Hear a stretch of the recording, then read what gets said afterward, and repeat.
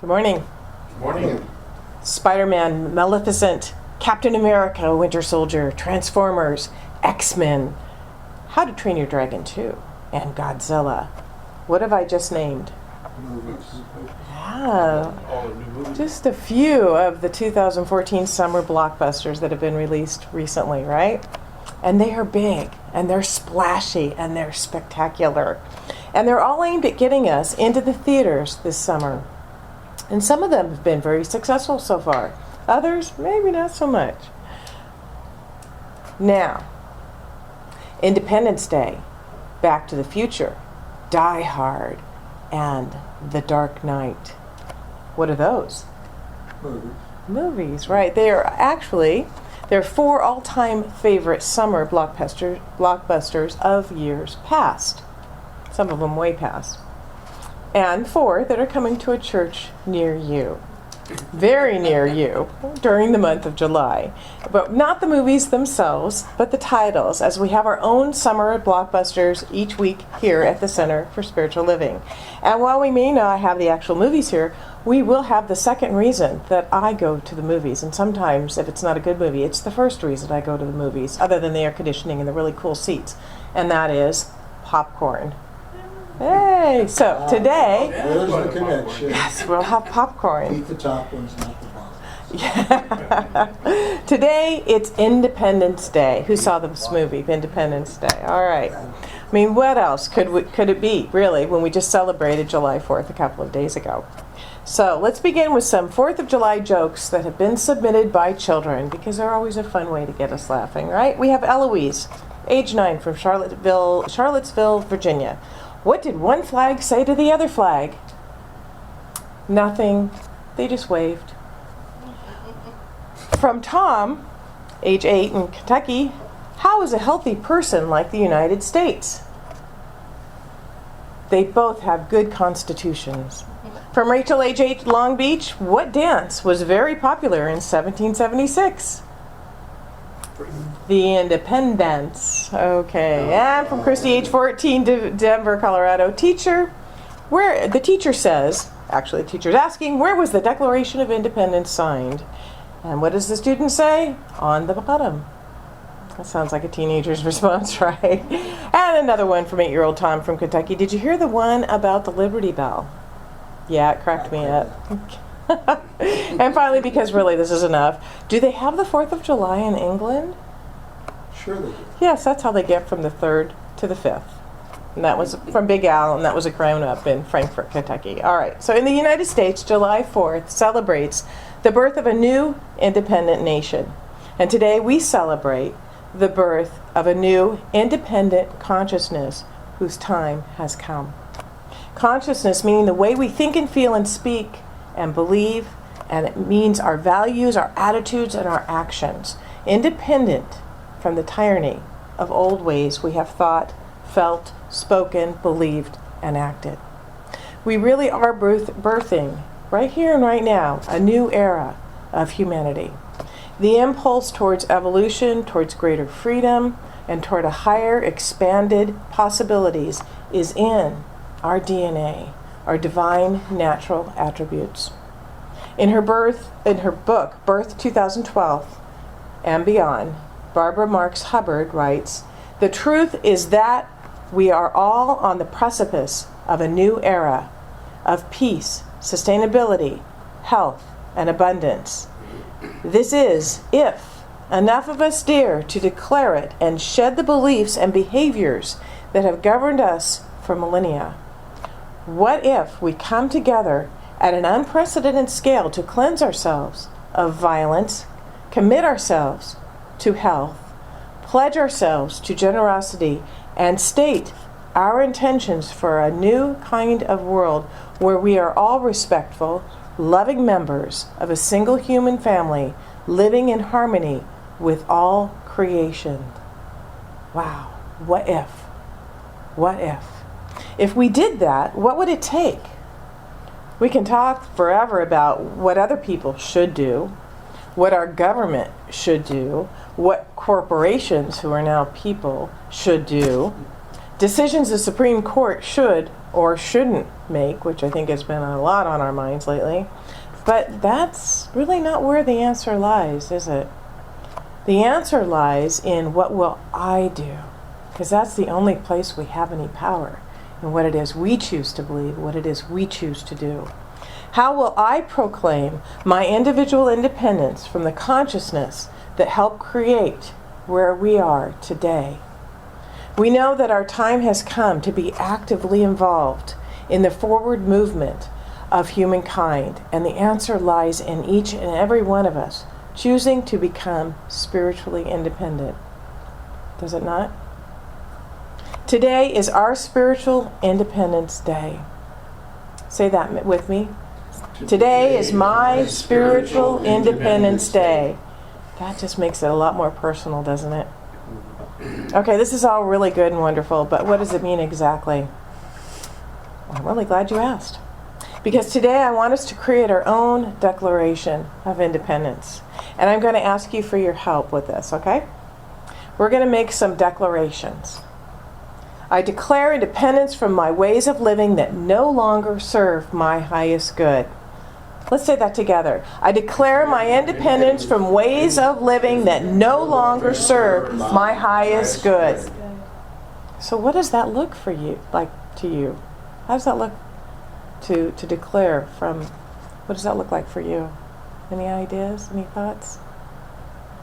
I know for me that means that maybe it's not having that second helping of ice cream, or maybe it's not choosing to stay inactive, but maybe be a little more active, or maybe it's choosing to release some of the items that I no longer need that are kind of cluttering up my house or my life. I think for me it was action to, instead of putting off something, get it done so you no longer have it on your mind. It frees you to do other things that may You be can release more that. pleasurable and enjoy. Good point. Okay, here's another one. I declare independence from my internal oppressor. Let's say that. I declare independence from my internal oppressor. I declare independence over fear. I declare independence over fear. I declare independence over feelings of guilt, shame, or remorse that have weighed me down. I declare independence over feelings of guilt, shame, or remorse that have weighed me down. I declare independence over my past. I declare independence over my past. What else could we declare independence from this morning? Let me hear from you. What would you like to declare independence from? I declare independence from judgment of myself and others. Anybody else? Any other thoughts? I declare independence from procrastination. I do. Yeah. Okay. Anybody else? Declare independence from Negative thoughts. I declare independence from negative thoughts. I like that. That's good. We've done some very powerful work, I think. Okay. So just breathe in what we've done here this morning. I think this is good. I think the energy has shifted. I think we're all aware of that which we wish to declare independence from. Okay, I guess we can go home now, right? I don't think so. We know that the universe abhors a vacuum. And since that's just what we've created right now, we have to fill in the places that we've cleaned out, right? As I declare independence from my ways of living that no longer serve my highest good, I have the freedom to make new choices. So what are some of the choices that can be made right here? What are some of the choices? I choose to think positive thoughts. I choose to think life-affirming thoughts. I choose to take action at the right and perfect time.